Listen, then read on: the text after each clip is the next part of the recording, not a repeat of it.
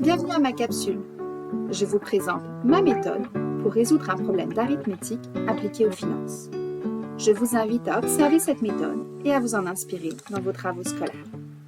Ayez en main votre document pour pouvoir me suivre, ainsi qu'un crayon et 3 surligneurs pour prendre des notes. Si vous ne l'avez pas déjà fait, lisez le problème une première fois avant de poursuivre. Il y a 4 étapes à suivre pour résoudre un problème. Tout d'abord, je lis le problème au moins 2 fois pour déterminer ce que je cherche et ce que je sais. Ensuite, je m'organise en déterminant les étapes nécessaires pour résoudre le problème. Après, j'effectue les calculs dont j'ai besoin pour chaque étape. Finalement, je réponds à la question par une phrase complète et je vérifie que ma réponse a du sens. Je commence. J'ai déjà lu le problème une première fois et j'ai repéré la question à laquelle je vais devoir répondre. Quel pourcentage de son salaire net annuel Joël épargne-t-il? Je remarque que dans cette question, on me parle de salaire net annuel. Annuel, ça veut dire pour un an. Je m'intéresse donc au montant d'argent que Joël gagne en une année. Le salaire net, je me souviens que c'est le salaire après les déductions.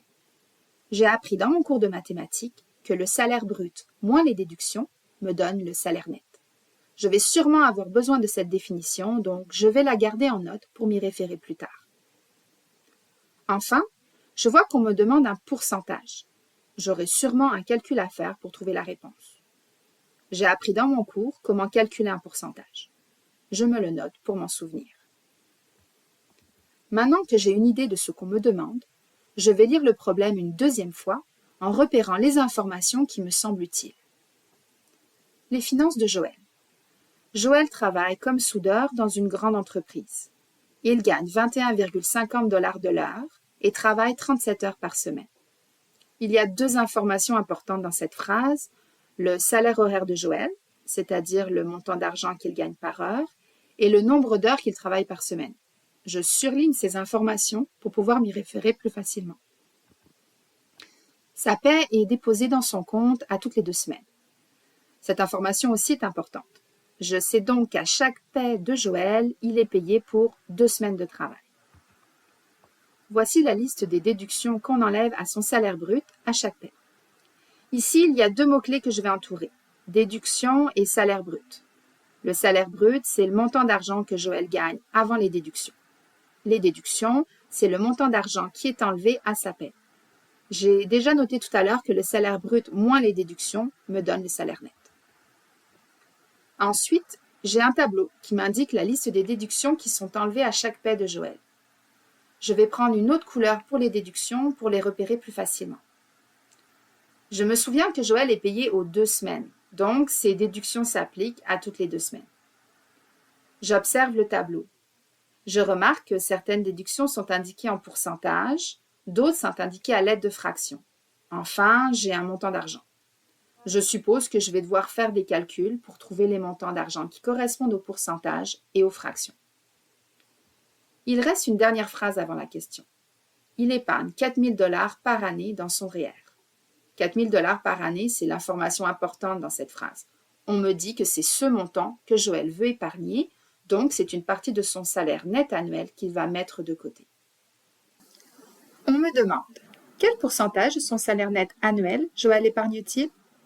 J'aurai donc à calculer un pourcentage à partir des 4 000 $ que Joël épargne et du salaire net qu'il gagne à chaque année. Je pense avoir bien compris la situation. Je passe maintenant à la deuxième étape de la résolution du problème, l'organisation. Je vais élaborer un plan de travail. Pour y arriver, je vais commencer par la question qui m'est posée et je vais me demander quelles étapes je peux suivre pour arriver à la réponse. On me demande de trouver quel pourcentage de son salaire net annuel Joël épargne. J'ai noté comment calculer un pourcentage. Il faut écrire un rapport et le convertir en pourcentage en multipliant par 100. Dans ce cas, le rapport, ce serait le montant que Joël épargne sur son salaire net annuel. Le montant qu'il épargne, je le connais, c'est 4 000 $. Mais je ne connais pas le salaire net annuel. Je vais donc devoir le trouver avant de pouvoir répondre à la question. Le salaire net annuel, c'est le salaire après les déductions pour un an. De quelle information ai-je besoin pour le trouver? Dans ce problème, on me donne beaucoup d'informations sur le salaire que Joël reçoit à chaque paie. Je sais que les paies sont aux 2 semaines et qu'il y a 52 semaines dans une année. Si je connais le salaire net de Joël par paie, je pourrais calculer son salaire net annuel. Avant de calculer son salaire net annuel, je vais alors devoir calculer son salaire net par paie. Je me souviens que le salaire net, c'est le salaire brut moins les déductions. J'ai des informations sur les déductions et des informations sur le salaire brut. Je peux donc commencer par calculer ces 2 montants. Une fois que je les aurai trouvés, je pourrai déterminer le salaire net. J'ai un plan. Je peux maintenant commencer mes calculs. Je commence par calculer le salaire brut par paie. Je sais que Joël gagne 21,50 $ par heure et qu'il travaille 37 heures par semaine. Je peux calculer son salaire pour une semaine en faisant la multiplication, ce qui donne 795,50. Comme il y a 2 semaines de salaire pour chaque paie, je dois multiplier ce montant par 2 pour trouver le salaire brut de Joël par paie. Ça me donne 1 591 $. J'encadre ce résultat pour le mettre en évidence. Ça permettra à mon enseignant de me corriger plus facilement et ça m'aidera à mieux m'y retrouver. Ensuite, je calcule les déductions. Toutes les déductions se trouvent dans le tableau. Pour chaque déduction, je vais devoir faire un calcul de pourcentage ou de fraction. L'impôt fédéral est de 8,8 % du salaire brut. C'est un pourcentage, donc je dois écrire 8,8 sur 100. Je le multiplie par le salaire brut que j'ai trouvé à l'étape précédente, 1 591 $.